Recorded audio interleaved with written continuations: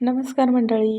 म्हैस रेसिपी चॅनलमध्ये आपल्या सर्वांचं पुन्हा एकदा मनापासून स्वागत आहे. कसे आहात? आज आपण एक नवीन पदार्थ घेऊन आलेलो आहोत. हा पदार्थ अगदी झटपट आणि सोप्या पद्धतीने होत असल्यामुळे तुम्ही तुमच्या मुलांच्या टिफिनला देखील स्नॅक्स म्हणून जरी दिला तरी देखील चालेल, किंवा आपण गडबडीच्या टायमामध्ये भूक लागलेली असली तरी देखील अगदी 5 ते 10 ते 15 मिनटामध्ये हा पदार्थ बनवून तयार होत असल्याने हा पदार्थ तुम्ही नक्की बनवून खाऊ शकता. तर चला पाहूयात आपण हा पदार्थ नक्की कसा बनवत आहोत. तर इथे सर्वप्रथम आपण ब्राऊन ब्रेड घेतलेले आहे. ब्राऊन ब्रेडच्या ऐवजी तुम्ही प्लेन ब्रेड देखील घेतले तरी चालेल. तर आपण सर्व ब्रेडच्या काठं काढून घेतलेली आहे.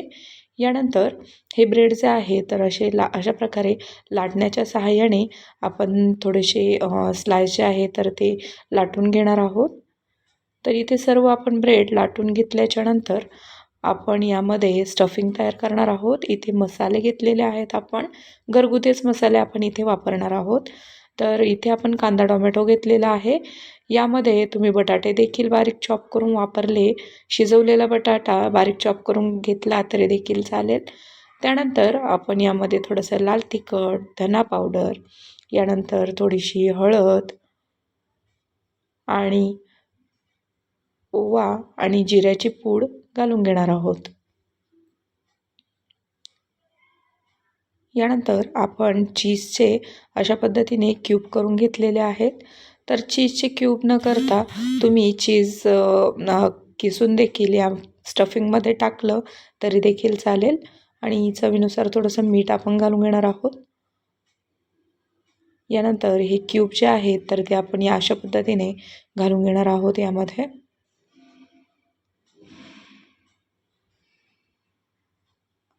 आणि थोडासा आपण यामध्ये चाट मसाला देखील वापरणार आहोत.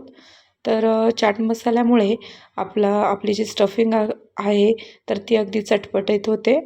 यानंतर आपण थोडीशी कोथिंबीर देखील यामध्ये ॲड करत आहोत. यानंतर हे अशा पद्धतीने डोरिटोज जे भेटतात तर ते डोरिटोज आपण थोडेसे घालून घेणार आहोत, जेणेकरून आपली जी स्टफिंग आहे तर ती थोडीशी आपल्याला खाताना दाताखाली अशी छान क्रंची अशी लागते. त्यानंतर आपण जो रेड केचप असतो तर तो थोडा चवीसाठी आपण यामध्ये घालून घेणार आहोत. मिश्रण जे आहे तर ते अगदी व्यवस्थित असं एकजीव करून घ्यायचं आहे. त्यानंतर आपण एक स्लाइस घेतलेली आहे. तर ही स्लाइस जी आहे तर ती आपण कॉर्नफ्लॉवरच्या स्लरीमध्ये घालून घेणार आहोत. तर 2 चमचे कॉर्नफ्लॉवरच्या पिठामध्ये थोडंसं आपण पाणी घालून ही स्लरी तयार करून घेतली आहे.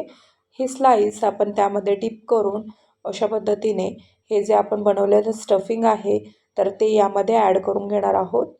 आणि चीजच्या देखील 1 ते 2 क्यूब त्या स्टफिंगमध्ये आल्या पाहिजेत, या हिशोबाने आपण हे नगेट्स जे आहेत तर ते स्टफ करून घेणार आहोत.